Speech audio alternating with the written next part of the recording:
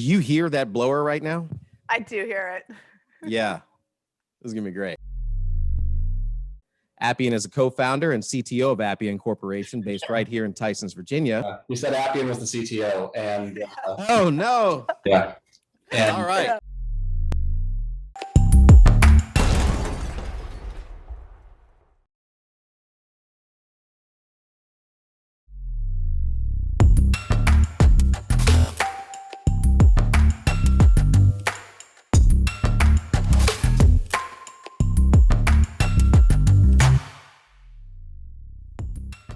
From the Northern Virginia Technology Council, I'm Philip Nathram.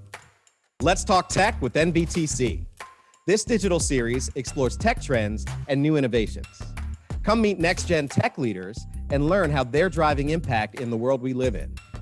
We've got a fantastic episode to kick off this series planned for today with Appian's Michael Beckley. All right, let's talk tech. Welcome, everyone, and thank you for joining in. I'm Philip Nathram from Transwestern. At Transwestern, we're dedicated to supporting our technology industry, and through our active membership, we're honored with the privilege to host this series of Talk Tech with NVTC. We've got a fantastic episode planned for today to kick off this series with Appian's Michael Beckley. Michael is a founder and CTO of Appian Corporation based right here in Tyson, Virginia. He not only leads Appian's technology vision, but he sits upon multiple boards. Prior to founding Appian in 1999, he was legacy MicroStrategy. Even though he's a tech whiz, his degree is in government from Dartmouth. Please welcome Michael Beckley. Thank you, Philip. So right away, I want to ask, I introduce myself as Philip. I always say my name is Philip when someone asks or when I meet new people, but I always go by Phil. Do you go by Mike? Mike's great. You can call me Mike. All right. Well, great, Mike. Well, listen, I think it's kind of hard to believe, and I'm almost kind of second guessing myself for bringing this up. But I don't think that there's anyone joining in who doesn't already know what Appian is. That would be crazy. But in case there is just that one person, why don't you tell us just what you guys do in your own words? Yeah, sure. I mean, we sell to enterprises, not consumers. So, we're not quite the household brand yet, but we're getting there. Appian is a low-code platform.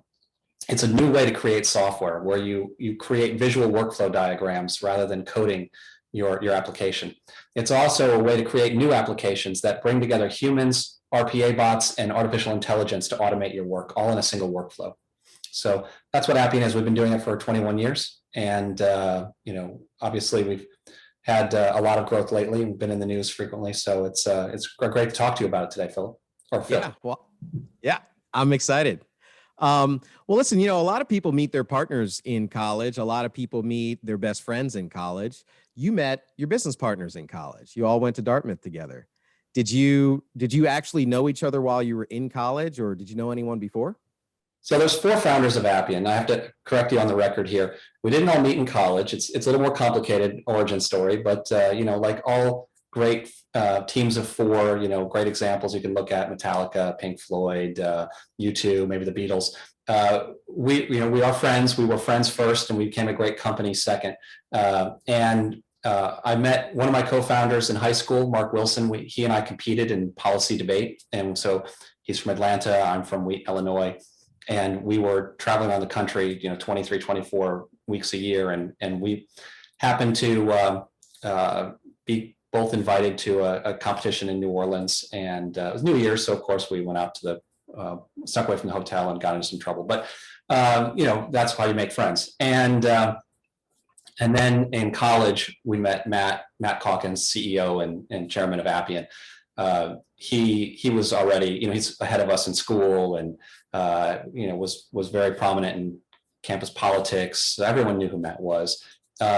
And eventually we had some more interactions with him, but we weren't friends with Matt in college. We actually became friends because when I took the job in DC with MicroStrategy, which was a tiny startup back then, well pre-IPO, maybe 100 people, there was an opening in a house that Matt was renting.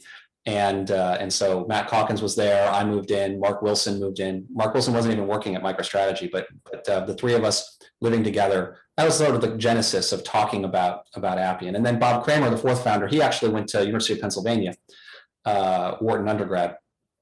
And so very different background and skills, but he joined MicroStrategy soon after we did. And so the four of us quickly found ourselves, talking, planning, and imagining a different future. Yeah, well, your first interaction with Matt was pretty adversarial, wasn't it? Well, I mean, it was professional. Matt was the editor-in-chief of a campus newspaper at school, and he had chosen his successor, and we wanted our friend to succeed him and become the new editor-in-chief our senior year once Matt had graduated. So we worked with our friend to overturn the election results, basically. So yeah, in contemporary terms. So you guys won, is what you're saying? Yeah, our friend won, and we helped him. Let's politely call it rig the election. So we stacked the election. It was fair. It was just unexpected result for Matt, and that was the first interaction we really had. So yeah, it was kind of a funny irony that we ended up roommates soon after that, and colleagues, and obviously we've been friends for decades since. Yeah. Well, so while you were at Dartmouth, your undergraduate degree is actually in government and military strategy. How did you choose that as a major, and what brought that about? Yeah, so what brought it about? That's I suppose a longer, deeper question, but I was always fascinated by military strategy. I didn't intend to study that in school. I intended to be an English major, like my parents were. And it's hard to believe today, but English was the most popular major when I started in school. I couldn't get into any English classes as a first year. It was not possible. So what could I do? I took a lot of government classes in the areas I was interested in, and I gravitated towards international relations, nuclear deterrence. You think about the times, right? Today's generation is interested in today's issues. Climate change is top of mind, racial justice. In the 80s and 90s, what was top of mind was the Cold War and that ever-present concern about nuclear war. And so I focused on what I thought was the most important challenge, and that was helping the world prevent nuclear catastrophe. Yeah. Okay. So you majored in government and military strategy, which I think gave you a great insight on foreign policy and how that works. And but you found yourself here in Northern Virginia. Was that because of MicroStrategy? You moved down here, so you're living with Matt at this point, right? You're living with all your partners. How'd you make it down here? Well, we're still not living together, to be clear. Oh, after 21 years, we're back then, yes, but today, just the way you phrased the question, kind of funny. I can imagine that be an interesting situation to see if we all can try to live together. We're still friends, still fighting as much as we were when we started, so that would be entertaining. Probably make a really interesting version of Silicon Valley or something. So the sitcom, of course. The times were very simple. I did move down to DC because I got the job offer from MicroStrategy, but that was my intent anyway. If I hadn't gotten a job, I was already accepted into grad school programs in the area. I was assuming I would be working in national security in some capacity, and so to be in DC was a likely avenue. Also, after 4 years in Hanover, New Hampshire, and growing up in Chicago, I needed to get somewhere a little warmer. I needed a little bit of a break from the snow and ice in Hanover. Yeah. Well, we've got all 4 seasons down here, so you'd be nice and warm during the summer. Yeah. Well, so you just mentioned grad school, and when you look at your experience in MicroStrategy, I know that you've mentioned this before. What can you say that you're most grateful for with that time that you spent there? Learning from those guys. Yeah, it was an incredible learning experience. I mean, for all around to watch and be in the room, to be often the youngest person in the room as they took this company from nothing and built it into a global brand, and took the company public through the IPO process. My direct boss for most of that time, much of that time, Allison Andrews, was very very direct and determined to explain in what was important and what wasn't important. And Mike and Sanju, incredibly creative, business people. And so it was just a incredible environment. They had brought so many talented people into MicroStrategy that we were all bouncing ideas off each other, all learning from each other. But really just that, to be a witness to that history, to be there as these decisions are made, as they figured out how to do things. And most importantly, from a long-term learning perspective, they engaged us. We were encouraged to really be a part of that process, and they were doing it without venture capital. So we learned, one great example at Appian, and that was, to bootstrap the business. So we didn't take any outside funding for the first 7 years of the company. Yeah. Well, that's, and looking back at that time, I mean, it sounds like you're getting this, let's call it master's degree in entrepreneurship, just, for free. They're actually paying you. You're learning from some of the best people around you, hands-on experience. But, just thinking back to what our world was, this is, mid to late 90s, early 2000s. The internet had really just kind of come on and take hold. We've got the .com boom, and everyone's using, I had a Hotmail account for the first time and I thought it was awesome, and AOL, and I was setting up my screen name on the AIM, and it was the coolest thing. And actually that might've been a little bit before that really took hold. I was, coming up on the end of high school there, but, so you're there and you're learning from these people what it takes to, one, start a company without venture capital, which is atypical, especially nowadays. When you're together with your partners, when did the idea of Appian come about? When did the idea that maybe we could try something on our own? What was that one single thing, or was it over time? It was definitely over time. We were social scientists, right, by training. And so we were always discussing, observing the culture in the company, and could we learn from that? How could we build a culture of innovation ourselves? I remember at the time, Microsoft was being sued by the Justice Department for antitrust violations, and it was the kind of thing that sparked all kinds of discussions about, can a business really build an enduring culture of innovation? Can it stay relevant? Can it burn down old code and old business models and discover new talent and get out of its own way and create an environment that that you would want to go to when you came out of school, and keep that feeling. And so eventually it just became natural. We realized we all had the same ideas, that we had different ways of accomplishing them, but we wanted to do it together. It didn't make any sense to try to do it separately when together we had all the skills we needed to at least get started, or at least we didn't know any better. So why not dive right in? Yeah. Well, so as you dive in though, I know that you guys were living in this area and MicroStrategy is from this area, but I'm kind of just putting myself back in that time frame, right? Around that time, why did you choose Northern Virginia as your headquarters or your hub, or where you wanted to do this? Because you guys were young folks, you could have gone anywhere. And I think most people at that time probably would have chose maybe California, Silicon Valley. Yeah, it's funny to think about how radical a decision that was in the mid 90s, late 90s, to do that for Mike and Sanju to start MicroStrategy in Wilmington, Delaware, and then move it to DC. And for us to stay. We had no ties. We could have gone anywhere. We had our friends were going to Silicon Valley, raising venture capital, starting companies. But we really saw incredible potential here. We saw that you had an incredible pool and depth of talent, great engineering talent coming here to the DC area. We saw a fantastic standard of living that you couldn't replicate in California. We saw, such great proximity to the mountains, to the ocean. Great culture comes to DC, the Kennedy Center.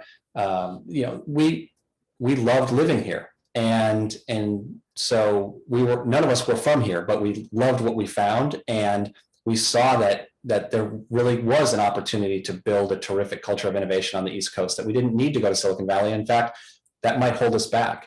The job hopping culture there would really be a catastrophic to a startup where you're trying to build that experience and learn from it. Yeah. Well, you just mentioned a company, a culture of innovation.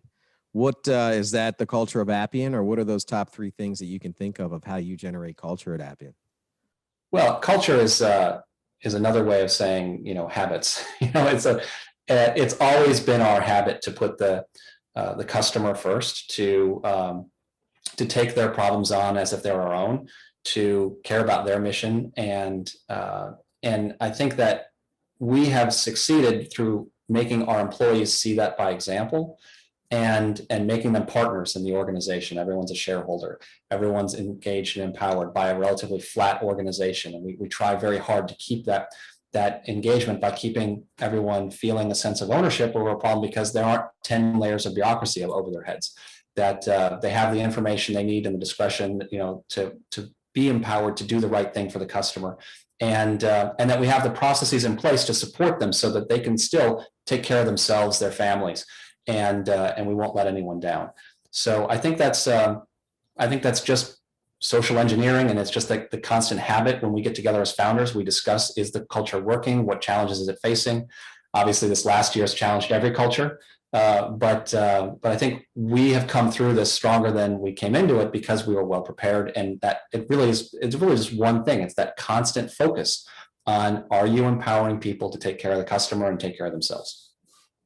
Yeah, well, I know that your dedication to driving that company culture shows through, and I know that you once said, to be a company, you really just need a client, right? You need someone to provide a service to, and that makes you a company. Mm-hmm. But you guys have taken on this new vision of creating this culture of innovation and taking care of the people, right? Mission first, people always. Yeah. But just thinking back, because I happen to know, I definitely want to ask you this. I know that, like many of the other companies that are centered here in Washington, D.C., you mentioned a lot of reasons why they would do that. One of them is the federal government, and having the federal government as a client. Mm-hmm. I know that you guys have a significant GovCon practice, and one of your very first clients was the United States Army. And there's a crazy story about how that came about. I'd love to hear that.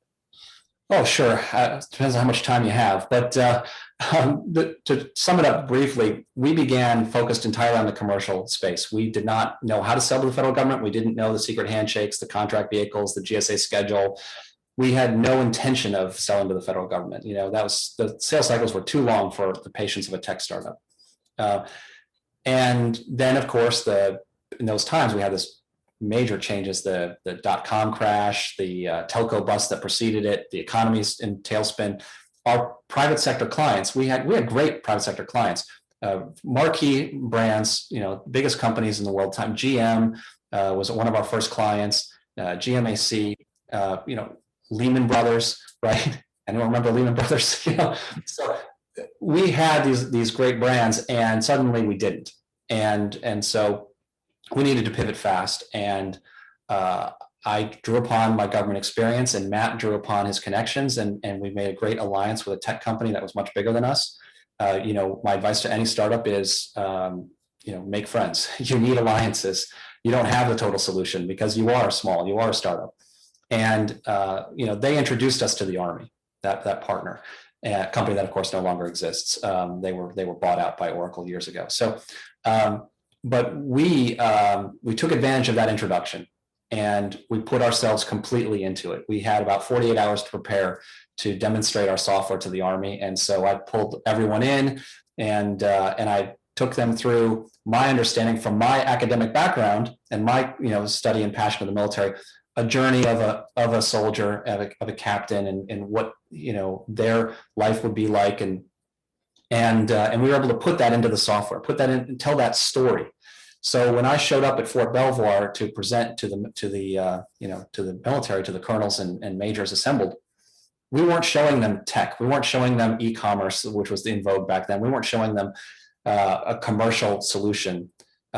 We were showing them a camouflage, beautiful portal to help them collaborate and build the world's largest internet to solve the problems they had. How did you retain the all-volunteer force? How did you grow it in the face of high salaries from the private sector competing for your most technical people? How did you build that technical talent inside of a federal agency? And yeah, it was that focus on understanding your customer, which thankfully I just had, because I had studied for 8 years. The military. I had something to say, something informed, and it was actually the most humorous thing about that was I think they were a little dazzled, because it's not like me now. Remember, this is me as a 25-year-old. I looked like I was 12 back then. No wrinkles, no gray hair. I was the kind of person who was literally turned away from PG-13 movies. I was too young to get in. Right? They thought, even when I was in my 20s, but. So there I was. They looked at me like, how did you know this? How do you understand what the Army needs? The other big tech companies don't, and they're talking to us about e-commerce, And I just said, well, doesn't everyone know this? Because, mystery is always better than reality, and it is so that it worked, right? We won the business, but then the hard work began. And that's where, the real test of a culture begins, right? Do you have the right people who are vested in the mission, who will think long-term, who will spend the long nights and weekends to deliver on a compelling mission? Yeah, and I know it's meant spending some nights outside of Fort Belvoir for you to make that dream come true and make that product deliver. Yeah, it didn't always work, in the early days. We had to learn as we were doing, and the military would ask us to do things, and we were so inexperienced, we would just say yes, of course, and we had such fantastic, engineers that made that reality come to fruition. Yeah, but what's interesting about you is that you didn't take not having the experience directly with that as a reason to not pursue it and not do it.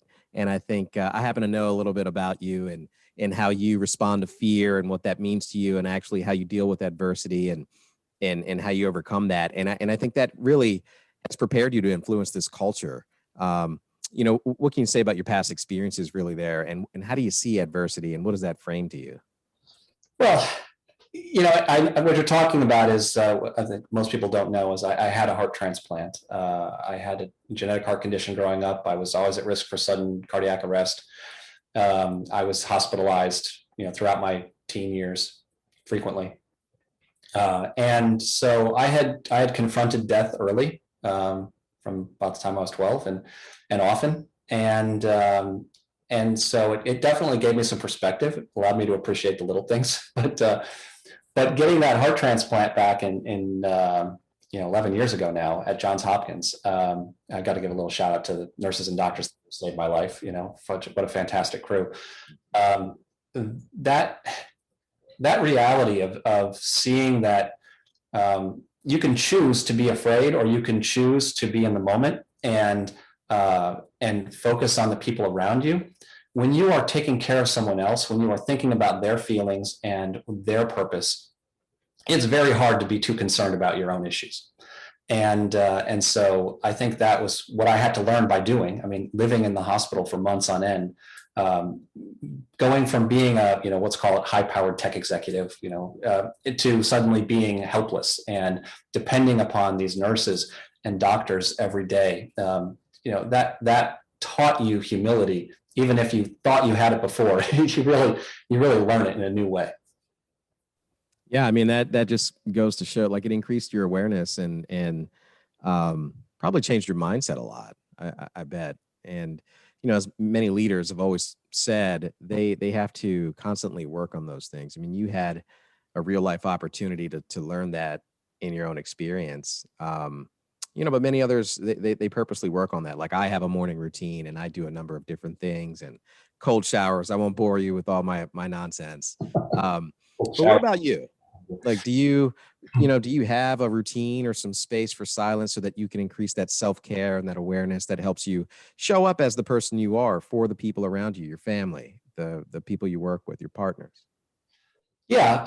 I don't know how it qualifies as self-care or not, but it's more of just my way of encountering the world. I've always been obsessed with knowing, with reading. And I begin every day by reading before I even get out of bed, and I end every day by reading. And there's just so much out there I know I don't know. And reading more reminds me of that. And it also prepares me better for the next day, or the current day. And it allows me to always deliver value, to be useful, and to know my purpose, and to also play to my advantages and my strengths. I read more than most people in business, most people anywhere. And it allows me to draw connections and bring together concepts and ideas. And so whatever your strength is, I feel your habits should reinforce that, so you can stand out, so you can have something to offer. Even my exceptional team of co-founders, I know that I can keep bringing something new, and it comes because I just never stop that habit. Yeah. So, what kind of books are you reading? Like, what subject matters? What are you kind of focusing your time on when you take that time in the morning? Yeah, well, it varies widely by design, and I'm typically reading, at least 7 or 8 books at once. I just finished a great piece of Chinese science fiction called The Three-Body Problem. I am working my way through a biography of Isaac Newton written by James Gleick, a scientist known for an earlier book he wrote on chaos theory decades ago. Newton was on my mind. Anything that comes to my mind, I try to read more about in depth. So you can see something in the news or in a magazine or in a tweet, but I like to dig into these topics. So Newton's come up a few times during the pandemic because the universities shut down back in the 1600s for the plague. And that's when his greatest discoveries were coalesced. He went home, read his books, and wrote, an entirely new mathematics for us, changed the world. So I wanted to sort of live through that experience again and read more about that. And I also like to stay up to date in what's current. Climate change is top of mind for many people. Bill Gates just put out a book on it, so I worked my way through it. That's a light read. It's like 2 days, but good to understand the policy arguments and how they're being put forward. And obviously Bill Gates is a smart guy, so I always like to catch up on what he's thinking. Yeah, well, Mike, you're a leader in this area.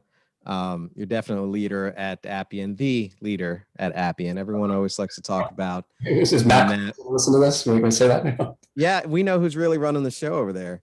Oh, you're gonna get me in trouble when I go back to the office. From 1999, kind of where you guys started to now, I mean, it was already, you had a vision, or, it was already a crazy thought back then to look at Northern Virginia. But Northern Virginia in this particular area has just exploded into this influential tech hub with, a number of commercial tech companies coming to this area. And we've just kind of morphed into this brand new thing from 1999 to now. Where do you see our area going in the future? What do you think is going to happen? Are you staying here?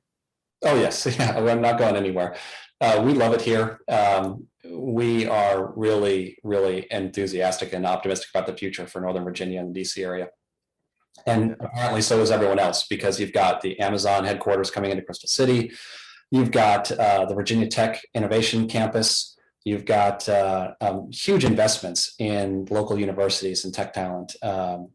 Really fantastic things happening in higher education here that will ensure that it's not just the next 5 to 10 years that are going to continue to see great growth in technology opportunities and employment opportunities and innovation coming out of this region.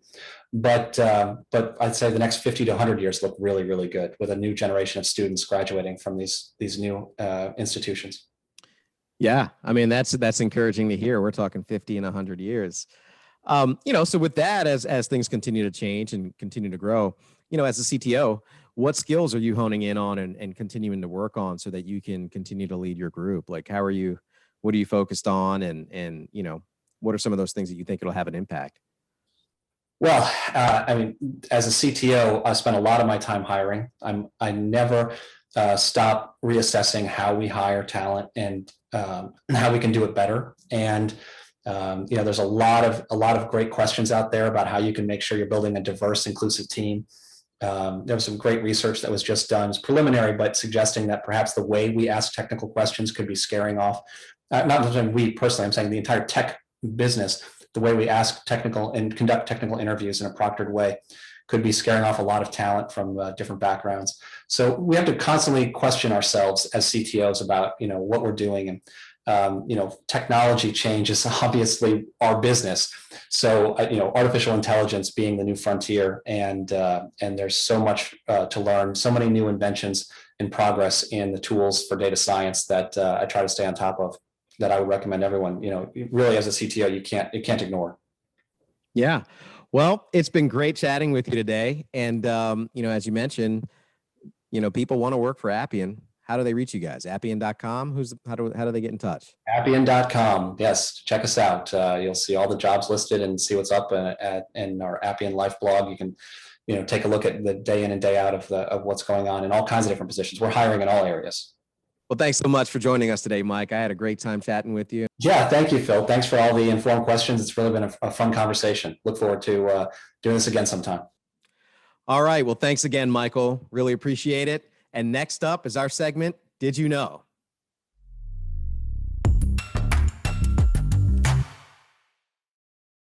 Did you know there are 228,000 tech workers in the DC region? Another fact from our friends over at Fairfax County EDA, Northern Virginia was home to $530 million in venture capital funding in 2019. Also, did you know regarding the state of Virginia, last month, the Milken Institute State and Technology Index ranked Virginia as the 8th highest ranking state for tech? We're up 4 spots since 2018. Thanks again, and we look forward to seeing you at next month's Talk Tech. In the meantime, follow us at Nova Tech Council on Twitter and LinkedIn, and remember to sign up for the latest tech news at nvtc.org. We look forward to seeing you at next month's Let's Talk Tech with NVTC. In the meantime, follow us at Nova Tech Council on Twitter and LinkedIn, and remember to sign up for the latest tech news at nvtc.org.